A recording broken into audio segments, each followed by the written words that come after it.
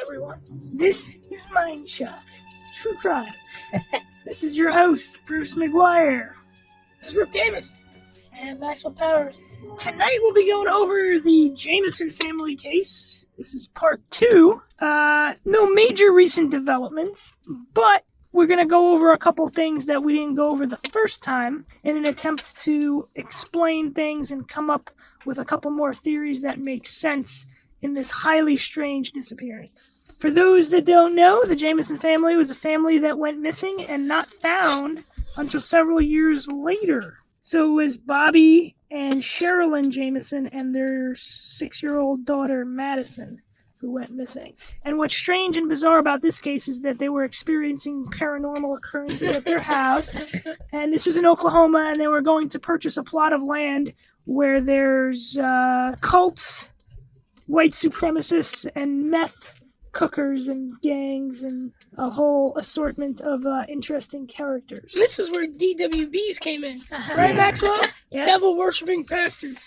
Now, one of the main theories is that they had some kind of psychotic break, and Sherilyn actually, there's a murder-suicide scene. They got lost in the woods, and their truck was found.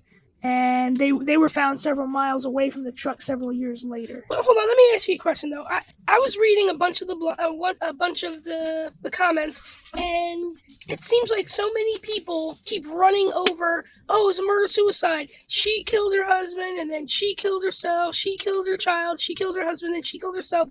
Like in all of my researching of this case, that never occurred to me. That it never looked like. How did they come up with that? Like, why did they think that? I think it just connects to the house. If they were having delusions at the house, that, like, when they were driving in the truck, if they had one of their shared delusions, oh, they're coming to get us, we have to stop, we have to get out, we have to go run in the woods. And then... Yeah, but wouldn't he kill her and kill the kid? Because usually, like, that type of incident, the man I don't think they were really... Well, no, so many people thought that she did it.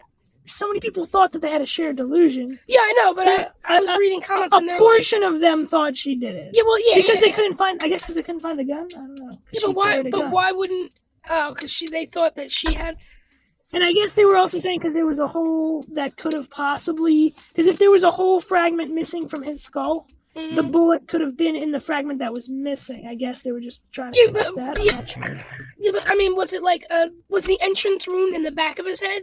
And so then they would say, because I could see that if they were like, the entry wound is in the back of the head, he was shot in the back, then I could see, oh, maybe she killed him, but they're not even sure if that's a bullet wound. Well, before we get into that, let's look at one other thing. So... Apparently, the whole reason for cubicles in offices with computers is so that you don't have computer screens side by side. Yeah. And they had, both Bobby and Sherilyn had their computers set up side by side in their bedroom. So some people speculate that caused some kind of a degenerative brain issue where you go crazy. And supposedly that's a real thing. Yeah, I've heard. And in offices, like, people that start exhibiting symptoms, like, they only get worse, so you're supposed to, like, report it, and, like, it's a whole thing. Yeah, but you want to... it's so hard for me to subscribe to that when, like, you go into Starbucks and every single person has a side-by-side laptop. Are they really side-by-side, or are they slanted towards whoever? Because when I've ever been in... Some of the tables, yeah, like, when you sit at the long rows... And because I know when I've gone there with friends, like, even in our writers group, like, maybe that's why all writers are completely insane, but, like, at the writers group, so many of us are side-by-side. I'm just giving my skeptical opinion on that, but, alright, that could make them go completely insane, and then she'd kill him. I don't see that either. Alright, what now? Where? Come on. Oh, it's called a subliminal distraction episode. Okay. And but I mean, is the percentage of people that fall victim to this disorder the same that have epileptic seizures when playing video games? Because they always give the warning, if the rapid images could give you an epileptic seizure. But I've never seen it. So supposedly one of the symptoms of subliminal distraction is that you believe you have special powers, which Sherilyn reported that she was a witch with powers. Yeah, That's one of the, that's funny. Also... Yeah, but didn't one of the people say that the witch thing was her trying to scare the neighbors? Yes, that was one of the explanations put forth. All right, come on. You said you had some surprises for me. Subliminal distraction is not mental illness, but widely spaced exposure to cause separate episodes of mania or depression, which could be diagnosed as bipolar disorder, which Sherilyn was diagnosed with. So apparently this was in 1964. They did these tests in offices, and they copied the conditions that engineers found to cause mental events. It's possible to create depression in just a few days of moderate exposure of the side by side. Well, yeah, but 64, they didn't have the same type of that. Like, what were they looking at side by side? I have no idea, but cathode ray tube. Whatever, I guess. Whatever caused. But this is only with moderate exposure, and that can happen in days. Well, yeah, I know, but you weren't supposed to sit too close to to a cathode ray tube anyway. So, if you were sitting too close to your television, you were going to have some kind of disorder. Don't you remember your parents going, "You're too close to the TV"? But we have to talk about their disappearance, because I heard there's some new stuff that's going to be surprising. So, you don't subscribe to that theory. Maxwell, what do you think? Subliminal distraction, cause of the Jamison manic episodes, and possibly led to their demise? No. And I don't think she did it either. All right, well, let's go into the coroner's or the medical examiner's report then. So Joshua Lanter stated that all three cases had no perimortem trauma or trauma at or near the time of death that could be detected. The manner of death is also listed as unknown in the autopsy report. He wrote, due to the absence of skin, soft tissue, internal organs, and the remaining skeleton, perimortem trauma and or natural disease cannot be excluded. Yeah, because I'd asked you earlier if there was any hair left, because they could do a drug test if there was some hair. Yeah, it didn't say. And if there was, they probably would have done the test, and if anything came back, they would have said. So hopefully they would have said. Well, what do you think this is? North Haverhill? This is a Mindshock, because they're hiding stuff on us. They're keeping it secret. Each victim's skull was recovered, and the adults had teeth, arm, and leg bones. The report also notes that there's carnivore and rodent damage to the bones. Shoes belonging to all three were recovered. A dried flower was found with Madison's effects, and with Bobby's effects, a fragment of a flexible material with a cloth material on one side. So this wasn't a rumor. So in the original episode, we had stated that there was a rumor that there were flowers found. So it looks like Madison had the dried flower, and there was something else on Bobby and nothing on Sherilyn. Okay. And I think they were also using that as a basis for saying that Sherilyn was the one who killed him. Because if she died last, they replaced the flower with the little girl. Here's another thing. So they talked to a realtor about the plot of land. And the realtor said that she would show them the land, but they said they didn't want her there. They said they just needed the directions to the actual plot of land, or two plots, whatever it was. And so the first day, the day before, they went to look at the land, and they didn't find it. So they stopped and talked to a local for directions. And this is off the grid Pinola Mountain.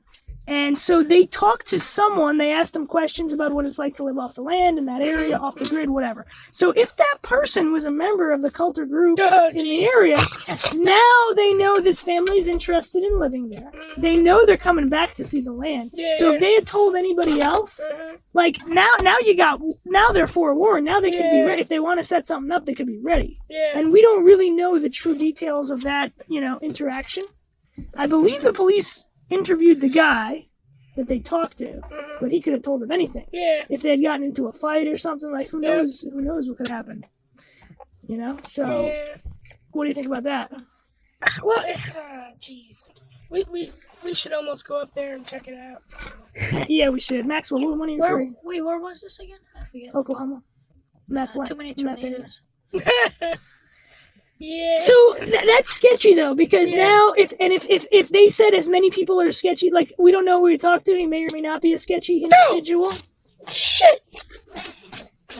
If it was a sketchy individual, Now, like I said, now they're forewarned. Well, yeah, but I They mean, know like, who's coming. it's like, because They go to their buddies and say, "Oh, we got a human sacrifice here," or is it other claims that they were already on a cult's hit list? If that guy was a member of the cult and he already knew who they were, yeah, come back, check out the land tomorrow. Well, I mean, but it's terrible because if you're going to go somewhere, like the last thing you want to do is go somewhere where people don't want you there because they're doing shady shit. Because, like, if you're a DWB, you don't want people coming and interrupting your performances. And if you have a hidden meth lab, you don't want people anywhere near you. Yep, So yep. so if you go up there and you're like, oh, I'm going to move in next door, they're going to be like, hell no. Well, what do you think he told them? Do you think he led them to say that it's friendly, yeah, come back? Or if he said don't come, they got pissed off with him, like, oh yeah, we're going to buy this. We got money. We're going to buy this land and live here. Oh yeah, both could work. We have no idea. Because if they had said, well, why don't you come back tomorrow and we'll show you Yeah. we'll show you around. And then they call their friends. Shady. You know, it's Okay, and either so or messed up. And so there was also a second pair of tire tracks where the vehicle was found. Okay. So now with this second pair of tire tracks, now that leads more credence to the fact that they were Kidnapped. possibly put at gunpoint, ordered out of the car, Yep. and either into another car or into the woods. And made to leave their dog behind. Yeah. But yeah, look, second. So there was another pair of tracks there. Well, all right. Now if they but was that the first day or we don't know? So that When the second tracks could have been who they talked to. The second pair of tracks, well, no, I don't believe that they weren't in that spot because they didn't find the this land. is The second day, the day they actually went missing. Okay. But you have a point though. They found the truck however many days after, was it 2 weeks? However many days after they were missing. Those tracks could have been made at any. We don't know that the tracks were made at the exact same time. They could have been, but we don't know. So that's still a variable. Another thing is, I don't know how this can be corroborated. In the security footage, they only released a small amount of it. I think there used to be a longer video available. I think possibly even the whole thing might have been posted at one point on the internet. And supposedly there's another man in the footage. Okay, that's strange. So, again, we haven't seen it. We can't find it. But if there is a man in the footage, we don't know if he's behaving suspiciously. We don't know exactly where he is in the footage. But some people believe that that man has the key to knowing what happened to them. Because we discussed this briefly too. If they were being forced to pack up their things and then they were either followed or coerced some way all the way from the house, we don't know.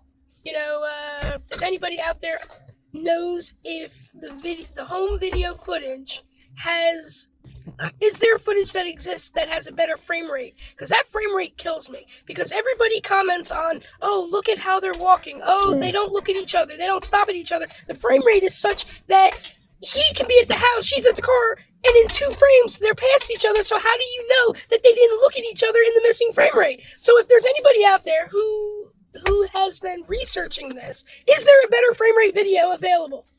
Leave a comment. I don't think there is, and I also don't know why they would make I don't think the quality's that great either. Because but if you read what people write, like they're like, oh, they never look at each other, you know, they never stop and they never talk. They seem very stilted. How long was the duration of that? There's only what's available online currently is only like a few minutes, but I believe it was over. It was either 40 minutes or 2 hours or a couple hours. I don't know. It was long. So okay, moving on. Let's go back to the cult, witchcraft, evil spirit angle. Okay. DWBs. So during the initial investigation, the pastor, Gary Brandon, told the police that the Jamisons were involved in spiritual warfare. So both Bobby and Sherilyn claimed to have seen spirits in their house.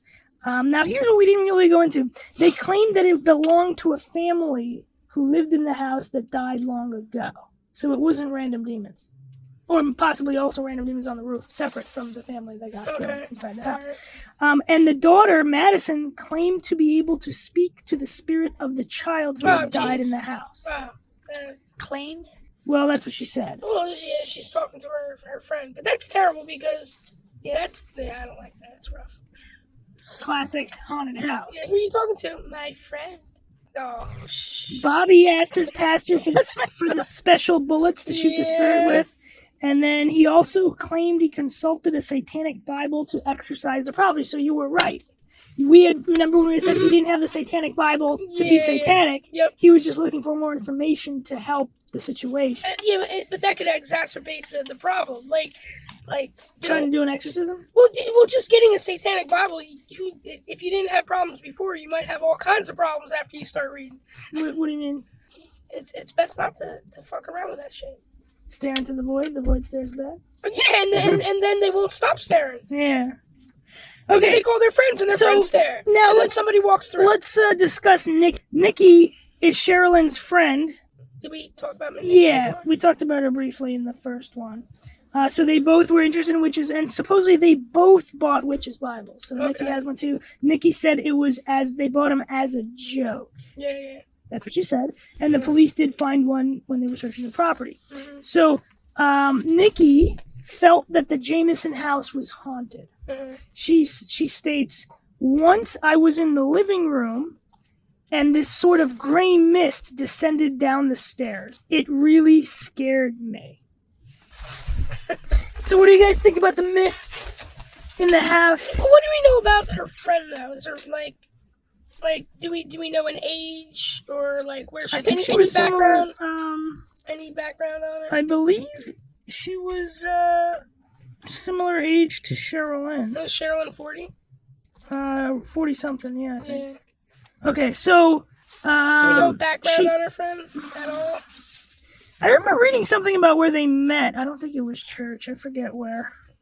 But Because if you're seeing mist coming down the stairs, it like I need to know a little bit more about you because like I have some friends that like have been known to imbibe certain things that mist coming down the stairs doesn't seem. Well, hold on. Let's get more into the stories that happened. She also said that Sherilyn told her that her gentle husband Bobby would come towards her with eyes, quote, completely dead and black, like he was possessed. And Who said this? Nikki, Sherilyn's friend, is stating that this is what Sherilyn had told her about Bobby. Oh, Sherilyn said it. Yeah. That Bobby would come towards her. And then what would he do? Well, Or didn't she say? She didn't say. Like, would she wake him up and shake him? I don't know. Nikki doesn't believe witchcraft was behind her friend's death, but she said Sherilyn was a bigger believer in the witchcraft. She would leave notes around the house that would say things like, "Get out, Satan," and was researching whether or not the house was built on a Native American burial ground. We briefly mentioned that. Now, did you ask me or talk to me about this on the podcast or not on the podcast? That Alzheimer moment. That one left, and it was a pertinent question too. I'll get back to it. Okay, so it was important too. Connie Coco Tan, Sherilyn's mother, believes that the family fell victim to witchcraft of a religious cult. Okay, here you go. Did we discuss this on the podcast or after? That the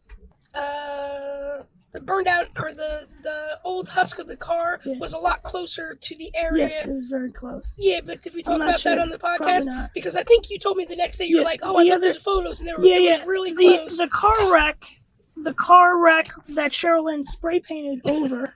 Well, I'm actually going to get to that. Okay. So we'll come back to that. But Connie Coco Tan, Sherilyn's mother, believes that they fell victim to the witchcraft of religious cult. Connie claims that the portion of Oklahoma that they were in is known for harboring cults and stuff like that. She was told that Sherilyn was on a cult's hit list at the time of her disappearance.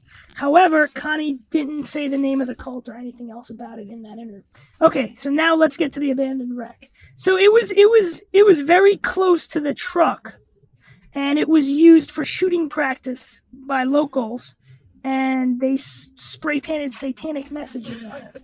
So Nikki had seen it and said that Sherilyn wrote over the phrases with "God loves you" and "peace." Oh, man. And Nikki said she obviously did it on the day they were up there. Maybe someone saw her and got really angry because she was writing over their messages. It wouldn't surprise me up there. And we had also kind of had the same sentiment about it. That if they saw them, they'd be like, "Whoa, what are you doing?" Yeah. Because I know, like, people get really sensitive about their tags, like Crips and Bloods. Like, if you go and write over their tag, they'll shoot you. They'll kill you. Yeah. Nikki said that after she was, after the Jamisons went missing, and she was trying to, send out for tips, she was contacted by an anonymous woman with some interesting claims. The tipster told Nikki that the tipster was involved with a group called the United White Knights. I remember we talked about that. And that Bobby and Sherilyn were on their hit list. Now, why would they be on their hit list for the cat incidents? And who knows? All right, let me clarify. Let me ask you a question. Actually, we discussed this. What if Bobby had turned in the meth dealer? Yeah. Because he called the police, or the boarder that was at their house that Sherilyn actually. I don't know if we said this. She actually shot at his feet on the floor. So she actually fired a gun at him to get him to leave. Yeah. And so if he was part of them, or if the meth dealer was part of them, that could get them on the hit list, right? Yeah. Especially if they were both part of them. Those two repeated offenses, that'd be enough to get on the hit list of a crazy, cult, right? Now, yeah. Let me ask you a question because I thought I knew, and then in our discussions, it seems like now I'm not sure. The cats that were killed, were they the neighbors' cats that ended up dead? No, I believe, or were they I believe it was Sherilyn and Bobby's cat. Sherilyn and Bobby had cats, and the neighbors killed their cats. I believe so. Because the neighbors thought they were devil worshippers. No. She wrote, I don't think the neighbors thought they were devil worshippers. They just killed their cats. I believe. Well, it's unknown. Yeah, and then she wrote, witches don't like their cats being killed. Right. And she wrote that? I believe Or she so. just said that? All right. No, I believe it was written on the storage container. Yeah. Okay. So she wrote on her own container. Yes. Where she was going to live. I don't know. They might have multiple containers. I don't know. Because they were going to bring a storage container out there and set it up. Also true, yes. So, at first, Nikki took the tipster seriously, but later she dismissed the claim. However, she didn't rule out other groups or cults who supposedly exploit the isolation of the mountains. She said, I went up to those mountains about a year later, and near where their bodies were found, there was a line of cars parked with Texas license plates. Oh, shit. When we got near the actual spot, there were a couple of gunshots. They sounded like warning shots to me. I don't scare easily, but that place really freaks me out. There is something not right about it. Yeah, but that's kind of messed up, too, because if they were parked there, near where the bodies were found. Well, no, they were parked near the truck. Oh, all right, near where they disappeared, not where the bodies were found. Oh, actually, wait a second. She was saying they were parked where well, I'm not sure near where the bodies were found, because if you say the truck is near where the bodies were found. Yeah, but wasn't it 3 miles? Yeah, I think that's near, right? No, I don't think. In a huge range of mountains? Yeah, but I mean... I believe that. Because I think I saw a picture of a bunch of cars there. I think she was referencing where the truck was. Where the truck I'm pretty was, sure. Yeah, because you can't really drive up to where they were found. Because didn't you say it there's was no like road really there. dense? Yeah, there's no road there. So I think she's talking about the spot where the truck she went was. up where they disappeared. I believe so. And there was a whole bunch of cars parked there. And okay. Yeah, we need to interview some of these people. Okay, so the trail, obviously now cold. Israel Beauchamp was the sheriff at the time. Is it Beauchamp or Beaucamp? Francais? Beauchamp? Beauchamp. Yeah, he's French. The sheriff at the time of the disappearance quit the force in 2011 and moved overseas. So he got the hell out of Dodge. Nikki said it's because he couldn't stand the guilt of not being able to find Madison's killer, although it could be something else, like pressure from people. Pastor Gary Brandon also left the area after the Jamison disappearance and has not spoken about the case since. We should talk to him. Okay, so all right. So they're leaving. Like, it doesn't say that there's no obvious reason why they left. They just up and left. Pretty much. Yeah, that's kind of. Well, I think they knew that the sheriff left because of the case. Yeah. And the other guy obviously left. Might have left because of something, but he won't talk about it. He won't talk about the case. That's strange. Yeah. Because if it wasn't because of the case, he would say, "Oh, it's due to something else." Because like if his church transferred him or if he went to get another job or... Yeah, we don't know. It could be one of those. Yeah, but... He might still talk about the case in those situations. Yeah, but in those situations, he would say, me leaving has nothing to do with the case. I'm not going to talk about the case. But, just to not say anything seems a tad suspicious. Okay, so Starlet, Bobby's mother, said that Sherilyn was a completely different person when experiencing one of her manic episodes. She said she became incredibly angry and spiteful sometimes. She was jealous of my relationship with Madison and of my relationship with Bobby. The last time I actually spoke to Bobby was in April 2009 because she banned me from speaking to him on the phone.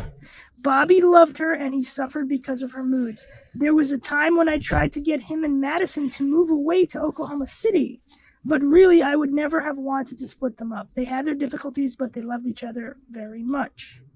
Bobby was not without his own problems, both physical and mental. He was in a terrible car wreck in 2003, which terribly badly damaged his back and left him in constant pain.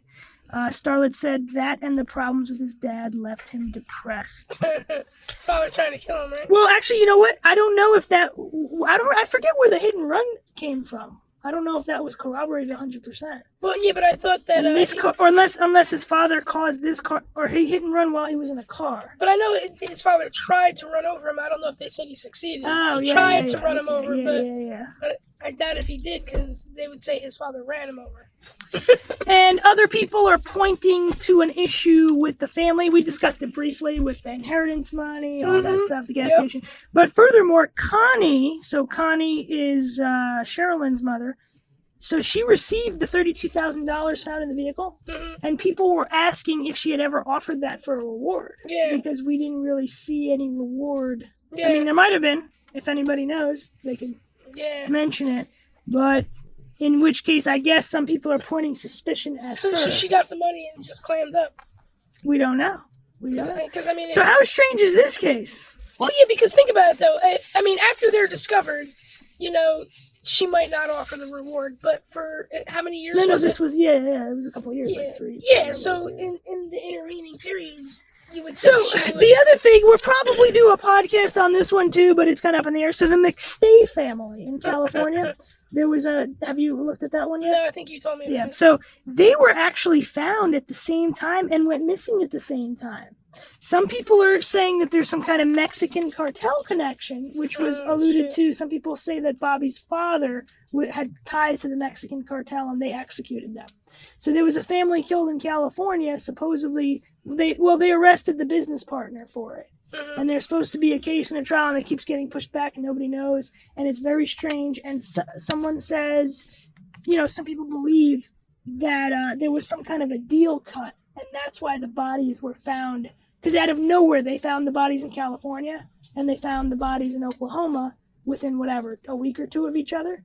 And some people think that it was because someone cut a deal and told the location. Someone who would have known somebody or the Mexican cartel's dealings. Because it is the timing of it is pretty curious. Yeah. I can't put anything past the cartel. Oh, and the father, I think it was the father of McStay, was based in Texas. All right, and the car's license plates were from Texas. And if the Mexican cartel obviously would be in Texas. Yeah. So I don't these are all just different rabbit holes. We like to explore all of them.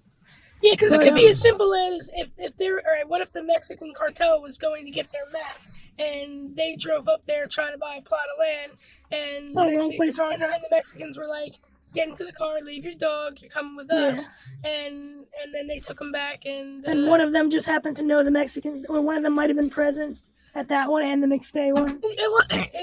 It could have been, but I'm just saying, what if they just, forget the McStays for right now, and the Mexicans could have had them down in Mexico, working, yep. and then when they starved to death, they brought them back and left them where they left them. And then when her friend, was it her friend or her mother, went back up, so when she went back up and she saw the cars there, if that's where they like to do business because it's in close proximity to the meth lab where they pick up their drugs, they might not move, Yeah. because it seems, in what I know about the Mexican cartel, that they do what they want to do and the police kind of avoid them. So if that's their pickup, you would say they wouldn't go back to the same place, but it seems like they treat everything with complete autonomy. They're like, well, if this is where we do our pickup, we'll do our pickup here. Well, there's some interesting things in the McStay case where supposedly the business partner might have wanted to use McStay, like he made fountains or something. So they were alleging that they could have been trying to smuggle whatever drugs for them, and then McStay didn't know about it. Then if he found out about it, the business partner would have done that, and then the Mexican mafia was like, the Mexican cartel was like, wait a second, what do you mean we don't have an avenue for shipping this anymore? And then but there's so many strange circumstances surrounding the McStay case. Well, all these cases. Yeah, very, very strange. Maxwell. Anything, Maxwell. Nothing, man. I mean, I'm trying to remember what we talked about last week, and it was pretty interesting. And Last week was the Jamisons. We're talking about the Jamisons. yeah, no, the Jamison 2 weeks ago or something.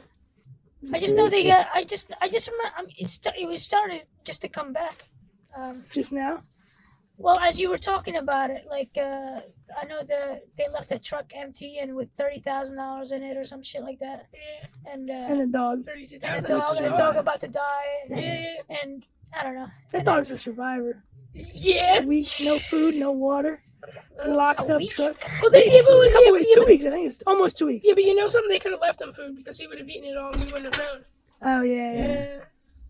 So we might be giving him too much credit. It's still so bizarre. It's still super bizarre Yeah. on how they hiked out to the. So we had talked previously about that water storage container. The dogs had tracked the ascent to there. Yep. So some people think that the bodies were stored there and then dumped after the fact, Okay. which is also weird and Oh bizarre. yeah, I remember that. They Like, were it's fucking a- face down and shit next to each other. I remember that Yeah. shit. It's fucked up. And we had also briefly talked about the possibility of a flash flood, swept them out. Back. Yeah, I like didn't think it's that. so strange, so strange. I mean, there's not a whole lot more to go on. We kind of covered Yeah, everything I there is know. now. We have to wait for Unless, someone to- I mean, I'm thinking there should be more information with the neighbors. Like, what were the main issues with the neighbors? Are they killing their cats? I mean, that's messed up. That needs more exploration. That needs to be, like, the neighbors, I'm sure the police, well, I'm not sure. If the ineptitude of the police is extreme, they might have not even talked to the neighbors. But if they did, the neighbors must have something to say. They must have some kind of observations or clues on what was going on with the Jamisons. And I also want to know what else is in the surrounding area where they disappeared. Yeah, the police must have a lot of information about what happened. Yeah, I mean, I know that it's barren wasteland and that's where they wanted to go live off the grid. But I mean, how close in proximity is like the closest, establishment close? Because I mean, if people are going up there to It live looks off like the it's grid, kind of in the middle of nowhere. no, I know, but Yeah. if people are going up there to live off the grid, then it's not going to be like a 7-Eleven. It's going to be a Oh, yeah, trailer. of course not. It's like we need to get our helicopter and we need to fly over this area and see where all the little spots are, because I don't think there's nothing around for a bit. yeah, but that's what I mean. Quite a We few miles. need to see, because it's not going to be on a map. Yeah. It's going to be a trailer out in the middle of nowhere. Or a meth lab, and they have rocket launchers and they shoot a helicopter there. And like we mentioned, the state police were involved, the FBI was involved, so I'm sure they know, they know have what's to know. around, Yep. and they just don't say anything. So it's kind of, hopefully this isn't one of those cases that's gonna go unsolved forever. Hopefully there's some kind of break somewhere, Yeah. 'cause someone knows something. But thank you for joining us for another edition of the Mindshock podcast. Hope your mind has been shocked thoroughly. This is Bruce McGuire. This is Brooke Davis. That's what that was.